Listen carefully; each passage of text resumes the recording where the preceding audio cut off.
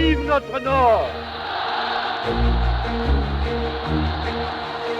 Vive la République et vive la France!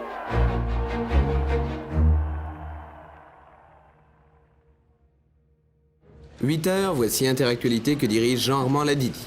Eh bien, une fois encore, il nous faut résumer les événements de la soirée et de la nuit chez nous. Après le succès des non au référendum, démission comme prévu du général de Gaulle, cette démission sera effective aujourd'hui à midi. Et à partir de midi donc, c'est M. Alain Poher, président du Sénat, qui assure l'intérim.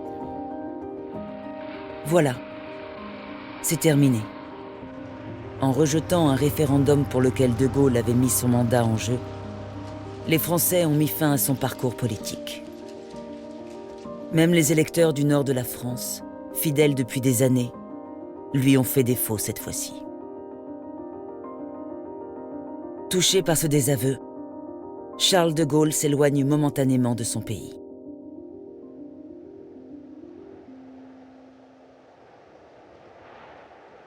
Pour se retrouver face à lui-même, de Gaulle a choisi l'Irlande.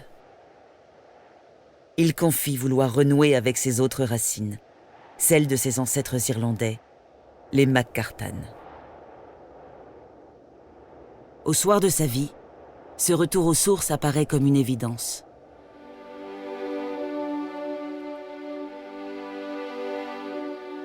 Depuis longtemps déjà, il exprimait son attachement à ses origines, en particulier avec le Nord, sa région natale. Un attachement familial, mais aussi charnel et spirituel.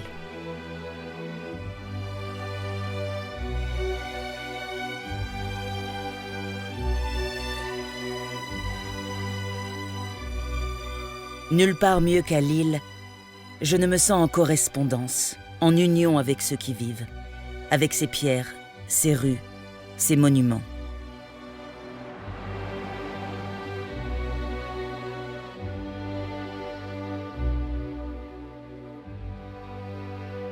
De Gaulle s'est toujours senti fier d'être ce qu'il appelle un petit Lillois de Paris.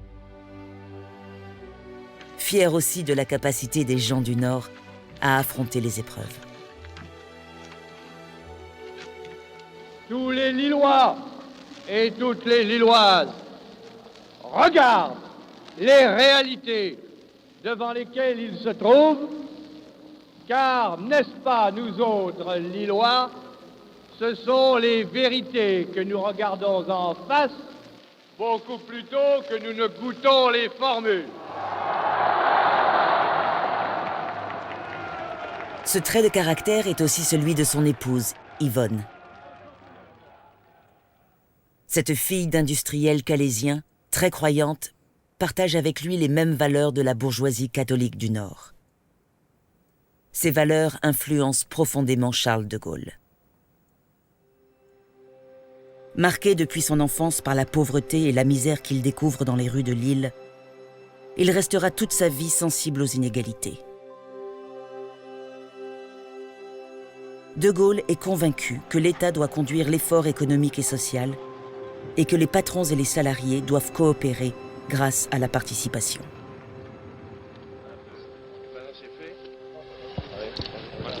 Et vous-même? J'ai été ancien mineur, mon général. Il y a 3 ans que j'ai quitté. Charles de Gaulle sait que son tempérament et ses valeurs d'homme du Nord, catholique et patriote, l'ont aidé à mener ses multiples combats pour la France et pour tous les hommes.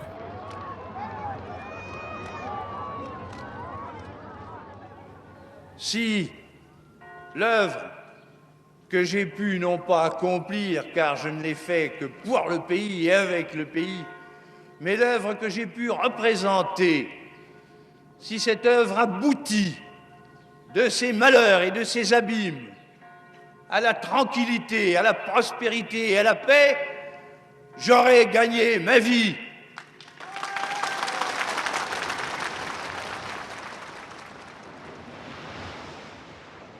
Alors que Charles de Gaulle parcourt les landes du Kerry, peut-être pense-t-il à ses rêves de jeunesse, ceux qu'il couchait sur le papier. Dans ses rêveries d'enfant, peut-être rue Princesse ou sur la plage à Hubimbreux, le petit Lillois de Paris avait déjà tout imaginé.